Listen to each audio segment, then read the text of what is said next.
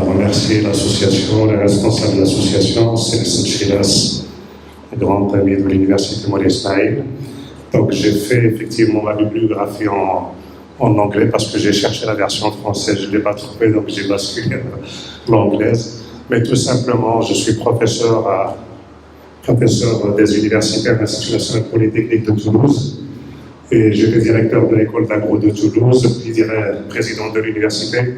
Moulay Ismaïl ici, c'est ici, là que j'ai reconnu la région. De point de vue recherche, j'ai travaillé depuis 1983 en microbiologie industrielle, biotechnologie et l'utilisation des micro-organismes pour de l'intérêt de l'agriculture et de la valorisation de la biomasse et la production des molécules telles que les antibiotiques.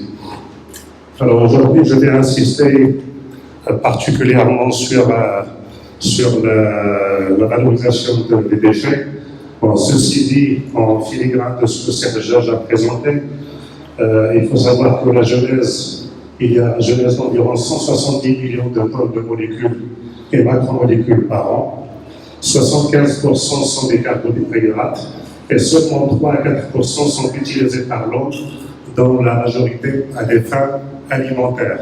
Ça veut dire que tous les besoins non alimentaires aujourd'hui sont couverts par d'autres ressources qui ne sont pas durables, qui ne s'inscrivent pas du tout dans la durabilité, alors que par le biais de la biomasse qui se génère, par le biais de la forêt, par le biais de l'agriculture et par d'autres biais, peuvent être intéressants donc à être injectés dans l'économie. Et c'est l'objectif d'ici 2020 d'arriver à 25% de molécules qui viennent à partir de la biomasse. Alors, je n'irai pas sur la bioraffinerie, Serge j'en a parlé, je vais aller directement sur le recyclage de la matière organique, qui peut être un modèle économique très intéressant et particulièrement intéressant pour le Maroc. J'ai fait un calcul, j'ai présenté devant le ministre, Madame la ministre, avant avec celle qui est actuellement, pour essayer de la convaincre d'une stratégie de valorisation de la biomasse. Malheureusement, je n'avais pas trouvé l'intérêt était présent, mais tout un ensemble de choses interdisaient d'aller dans cette voie-là. Le calcul est le suivant. Dans le cadre du plan Vert Maroc, donc agriculture, il y a promotion de l'utilisation de 1,2 million de tonnes d'engrais, dont 50% d'engrais de ressources phosphorées. Le phosphate, nous en avons, il n'y a pas de problème. Mais par contre, le reste, il est azoté et potassé. Donc, nous l'importons. Ce sont des devises d'à peu près 2 milliards de dirhams qui partent. Donc, la consommation est estimée à 2 milliards de dirhams et qui partent des devises qui sortent. Nous avons des déchets. Nous avons des déchets urbains, des déchets agricoles. Je parle exprès de déchets pour ne pas parler de résidus qui peuvent avoir une autre valeur ajoutée. Et je parle de déchets, c'est-à-dire on est dans le fumier, on est dans ce qui sort des maisons, donc les déchets urbains, etc. Déchets organiques générés actuellement, annuellement au Maroc, c'est environ 500 millions de tonnes par an. 500 millions de tonnes. Une ville comme Rabat génère à peu près 70 000 à 80 000 tonnes par an. Donc il y a tout un ensemble de villes marocaines qui ressemblent à Rabat. Casa doit générer beaucoup plus, en tout cas il y a un potentiel. Possibilité de valoriser 300 millions de tonnes de ces 500 millions de tonnes en biofertilisant, soit une contribution au PIB d'1 milliard de dirhams pour la production de 230 unités fertilisantes. 1 milliard. Sachant qu'aujourd'hui, tous les marchés qui sont donnés pour les déchets urbains, c'est pour l'enfouissement. Avec tous les problèmes que ça pose, le lixivia, la pollution des nappes phréatiques, les odeurs nauséabondes, même s'il y a de l'exploitation par la suite pour la production énergétique, mais il y a quand même des dégâts qui sont très très importants. L'enfouissement nous coûte à peu près 1 milliard supplémentaire. Donc en fin de compte, si on peut partir vers le recyclage de la matière organique par le compostage, on va créer de l'emploi, on va résoudre un problème de l'environnement, et on va mettre de la matière organique dans les sols marocains. Les sols marocains, 70% des sols marocains n'atteignent pas un seuil normal de matière organique pour l'agriculture. C'est-à-dire que nous partons progressivement vers une désertification et vers un non-usage des sols marocains pour l'agriculture si on ne remédie pas par l'usage de la matière organique. Pourquoi la matière organique dans le sol est importante? Donner du produit chimique, des pesticides, etc., ça peut engendrer une productivité importante. Mais par contre, nous rendons les sols malades. Nous épuisons les micro-organismes qui sont de le sol. Et nous rendons le sol malade, voire mort. C'est-à-dire, nous ne sommes pas dans la durabilité. La durabilité passe par la reconstitution de sol, et la matière organique, c'est la nourriture des micro-organismes. J'ajouterai une chose. L'homme aujourd'hui a deux cerveaux. Il a celui-là, il a son intestin. Son intestin, c'est quoi? C'est le microbiome. La plante, elle a un cerveau. C'est la zone rhizosphérique, c'est le microbiome. C'est-à-dire, nos humains, comme plantes, comme d'autres animaux, ne sont contrôlés par les micro-organismes. Les micro-organismes fabriquent des molécules dans nos intestins qui vont jouer sur nos caractères, qui vont jouer sur nos maladies, et c'est prouvé, preuve à l'appui. La plante, c'est la même chose. Ce cas, dans la racine, agit sur sa croissance, agit sur sa santé, agit sur sa productivité. Donc tout ça, c'est très très important, mais à condition d'avoir une stratégie, à condition d'avoir une politique, et d'aller dans ce sens. Alors, c'est quoi le compostage? Le compostage, grossièrement, schématiquement parlant, c'est passer de ça vers ça. Mais passer de ça, je me montre que les branchages, mais ça peut être la poubelle, la matière organique, avec tout ce que ça peut représenter comme inconvénient, vers un produit que je peux toucher à la main, je peux sentir, et je peux travailler, et je peux produire de la nourriture avec. Comment arriver à comment passer d'un déchet malade vers un produit stable et sain? C'est par le compostage. Le compostage, c'est la transformation de la matière organique très fermentescible d'un déchet à un produit riche en substances uniques, stabilisées, beaucoup plus stables et beaucoup plus saines. Les substances uniques, c'est un ensemble de molécules complexes qui se fabriquent lors du compostage, et ces substances uniques ont une valeur agronomique très très importante. Ils ont un effet très très important sur la croissance des végétaux. Lorsqu'on fait le procédé de compostage, à partir de 100%, je garde 40%. Le reste, il part sous forme de gaz carbonique. In fine, l'élimination ou réduction des déchets et protection de l'environnement, recyclage de la matière organique utile et des éléments minéraux, CNP, carbone, azote et phosphore, présents dans les déchets, et inscrire les choses dans une agriculture durable, et qui est aussi aujourd'hui, avec les changements globaux, nos cultures souffrent du stress hydrique. La matière organique au niveau de la rhizosphère atténue le stress hydrique, retient beaucoup plus l'eau, et puis réduction aussi de l'utilisation d'engrais coûteux, et puis création de l'emploi et tout ce qui va avec. J'ajouterais que cultiver une plante dans un sol sain engendre une plante saine, ça veut dire moins d'utilisation de produits chimiques pour la santé des plantes, etc. En plus de la fertilisation et de la stimulation, je peux réduire aussi les choses au niveau de la protection.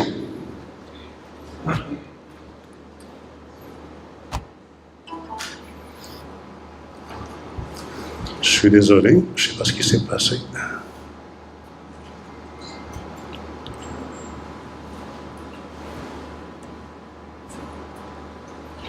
Le compostage peut se faire à l'échelle industrielle, mais peut se faire aussi dans le coin d'un jardin. Généralement, un certain nombre de pays ont une politique de compostage 1 mètre cube dans le coin de jardin, et les gens font le tri eux-mêmes au niveau de leur cuisine, et la matière organique est envoyée à ce niveau-là, et ça permet de reconstituer leur propre jardin s'ils en ont. Alors, les paramètres qui influencent le compostage. Le compostage peut se faire sur une matière première seule ou en mélange. Généralement, on mélange parce qu'on déduit pour arriver à une formule de NPK bien déterminée à la fin, puisqu'il y a un usage agronomique. Mais les principaux paramètres sont le taux d'oxygène, puisqu'on est en fermentation aérobie, besoin d'oxygène pour ce qui se passe. Ce n'est pas pour la production énergétique ou la production de biogaz, il s'agit bien de transformer la matière organique en présence d'oxygène. L'humidité, vous le savez très bien, elle est très très importante pour la vie des micro-organismes. La température est un facteur très très important pour le compostage. Et bien sûr, les caractéristiques physico-chimiques de la matière première aussi est importante. Alors le taux d'oxygène et comment on l'obtient? Vous le savez très bien que les micro-organismes aérobies, vous avez les aérobies, les anaérobies, vous avez les anaérobies strictes, etc. Nous sommes dans les aérobies. Il faut apporter le maximum possible d'oxygène. Si vous laissez un tas de fumier stagner, la quantité d'oxygène qui est à l'intérieur va être consommée par les micro-organismes. Et à un moment donné, il n'y a plus d'oxygène, c'est l'anaérobiose qui va s'installer. Elle va engendrer un certain nombre d'inconvénients de production d'acide. Le taux d'oxygène, il est assuré par tout simplement un retournement d'état, ou bien ce qu'on appelle les andins. Le compostage se fait sous forme d'andins, et puis il faut les retourner de temps en temps pour augmenter le taux d'oxygène. Les appareils qui permettent cette aération ou bien ce retournement sont de différents types et qui existent bien sur le marché. L'oxygène, le comportement de l'oxygène lors d'un compostage, vous avez différentes zones, zone 1, zone 2 et zone 3. La zone 1, c'est une zone dans laquelle vous avez une forte activité microbienne, dégradation de la matière organique importante. La zone 2, c'est une activité moyenne de dégradation aérobie, besoin d'oxygène beaucoup plus faible. Et puis ici, la stabilisation et la maturation, à la limite, on n'a pas besoin de retourner, on n'a pas besoin d'oxygène. Donc, dans un premier temps, il faut faire durer cette étape-là pour pouvoir dégrader, avoir une activité microbienne la plus importante et engendrer donc une stabilisation importante de la matière organique. L'humidité aussi, sans rentrer dans le détail, est importante. Généralement, il faut des taux optimums, entre à peu près de 80%, mais ceci dépend de la matière première. On les apporte tout simplement lors du retournement de la matière. Vous savez très bien ce qu'on appelle l'activité de l'eau ou bien l'eau disponible pour le micro-organisme pour pouvoir se développer. Il faut une certaine quantité d'eau. Le facteur le plus important, c'est la température, et c'est celui qu'on contrôle pendant le processus de compostage. Vous savez très bien que vous avez des mésophiles, des thermophiles et des psychrophiles comme micro-organismes. Et ce qui est important dans cette température, le procédé de compostage de cette température, c'est la température qui permet ce qu'on appelle une hygiénisation. C'est-à-dire lorsque l'activité microbienne est intense, donc je vais aller directement vers les courbes.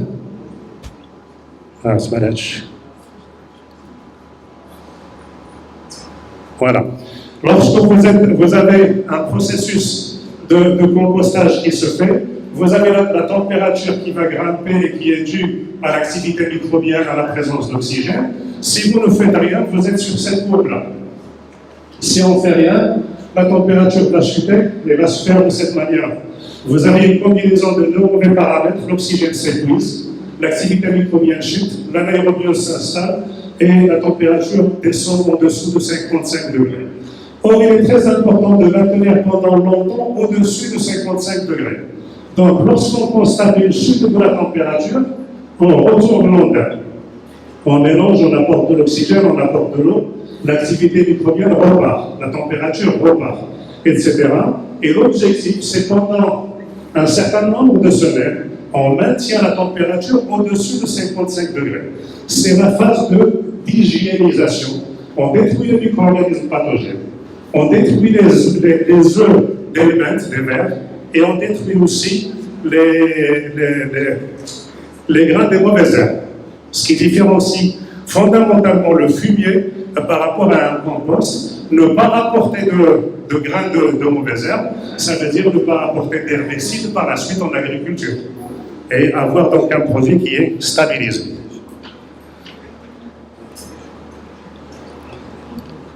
Un autre facteur qui est très important, c'est le rapport carbone-azote. Il faut impérativement que le rapport carbone-azote se trouve grossièrement vers une valeur de 30. Si ce rapport est différent, le démarrage du compostage se fait d'une façon très très mauvaise et on peut aboutir à un produit de très mauvaise qualité. L'effet du pH de l'huile est très important et on peut regarder aussi, même si on ne remédie pas beaucoup au pH, les micro-organismes arrivent à stabiliser eux-mêmes. On a d'abord une chute avant d'avoir une alcalinisation donc production, dégradation des protéines engendre de l'ammoniac, et nous avons une alcalisation et une stabilisation de ce facteur. La granulimétrie, ça va de soi aussi, plus on coupe, plus on augmente la surface d'échange entre la matière et les micro-organismes pour pouvoir favoriser la dégradation. Donc là aussi, c'est très important, cette partie-là. Globalement, lorsqu'on apporte du compost au niveau de l'agriculture, on n'apporte pas que de la matière organique. On apporte la matière organique avec ses propriétés vis-à-vis de l'eau, la rétention de l'eau, la constitution du sol, etc. On apporte de la nourriture pour les micro-organismes qui se trouvent dans le sol. On apporte le NPK, l'azote, le phosphate et le potassium qui est la base de la fertilisation des plantes. Mais on apporte aussi des micro-organismes qui peuvent être intéressants. Ces micro-organismes, même si en tant que microbiologiste, bactéries et actinomycètes, les actinomycètes sont des bactéries, mais je n'ai pas fait attention au tableau. Mais en tout cas, nous avons des quantités immenses de bactéries qui chiffrent en millions, voire en milliards de micro-organismes qu'on apporte. Les actinomycètes, c'est un groupe très très intéressant. 70% des antibiotiques à l'échelle mondiale sont produits par des micro-organismes dits actinomycètes, et particulièrement les streptomycètes. Ça veut dire qu'ils sont capables de fabriquer des métabolites secondaires qui vont fertiliser, qui vont stimuler la croissance des plantes. Les champignons jouent un rôle aussi important, et ainsi de suite. Cet apport de micro-organismes rend le sol encore plus vivant et encore plus sain. Mais je peux moi-même ajouter des micro-organismes, fixateurs d'azote, solubilisateurs de phosphate et tout un ensemble de choses. Alors, je vous ai montré donc le produit fini. Conclusion. J'ai combien de temps? J'ai épuisé. Donc, je vais aller directement. La conclusion, ce que je voulais dire ici, c'est uniquement les paramètres à maintenir pour pouvoir faire un bon compost, on en a parlé. Et puis, j'irai tout simplement vers une dernière diapo et qui est plutôt quelques recommandations, si je peux me permettre de le dire. Plus d'attention pour le sol marocain. Les rapports sont alarmants. Inscrire ces sols dans une politique de durabilité et non de profit immédiat.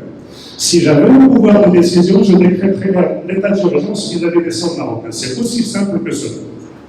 Au même titre que d'autres problèmes beaucoup plus importants. C'est aussi simple que cela.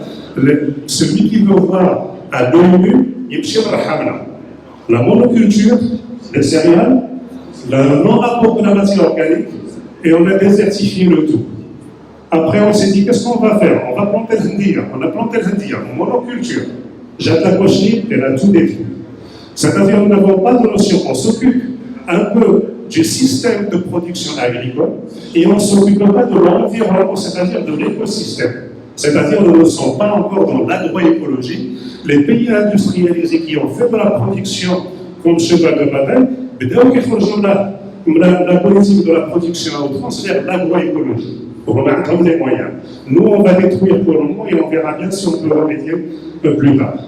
Les monocultures ainsi que les produits chimiques rendent les sols en mauvaise santé, donc les plantes aussi en mauvaise santé. Il n'y a pas de politique d'encouragement pour le recyclage de la matière organique. Aujourd'hui, un industriel qui va produire du compost, il le vend à 700, 800 dirhams, 1000 dirhams. C'est trop cher pour un agriculteur parce qu'il a l'engrais à côté qui est subventionné et qui coûte moins cher. J'ai des amis français, je discutais avec eux pour le compost. Ils me disent, pour le compost, viens, on te le donne, paye uniquement le transport. Pourquoi? Parce qu'en France, le compostage est subventionné. Et pour encourager à remettre la matière organique dans le sol, le paysan ou l'industriel, quand il a composté, il a déjà touché son argent, 60 € à la tonne. Qu'il travaille ça le compost. S'il le vend, va très bien. S'il ne le vend pas, il n'est pas perdant. Il faut, au Maroc en tout cas, à mon avis, prendre une prise de conscience par rapport à ce problème-là. L'agriculteur, il va mettre de l'argent là où il va faire de la production immédiate, du même niveau, mais qui lui coûtera moins cher. La durabilité, on verra beaucoup plus tard. Donc là, il faut une politique courageuse à ce niveau-là. Et puis la politique qui est très très importante, ils en ont parlé ce matin, Madame la Ministre en a parlé ce matin, c'est le tri. Et de préférence le tri chez l'habitant, de telle manière que le circuit de la matière organique soit tracé dès le départ et avoir une politique de recyclage systématiquement dans des sites. Je vous invite, quand vous prenez l'autoroute et vous faites la voie de contournement de Rala, le route, je dis d'indiquer le cas.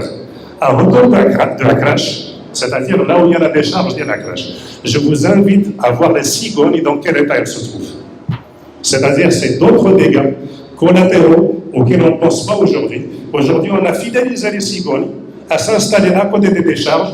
Ils vont manger de la poubelle, ils vont manger des choses toxiques, ils leur donnent un petit à leur petit, et leur petit tombe, sort chétif, ou ils tombent directement du nid.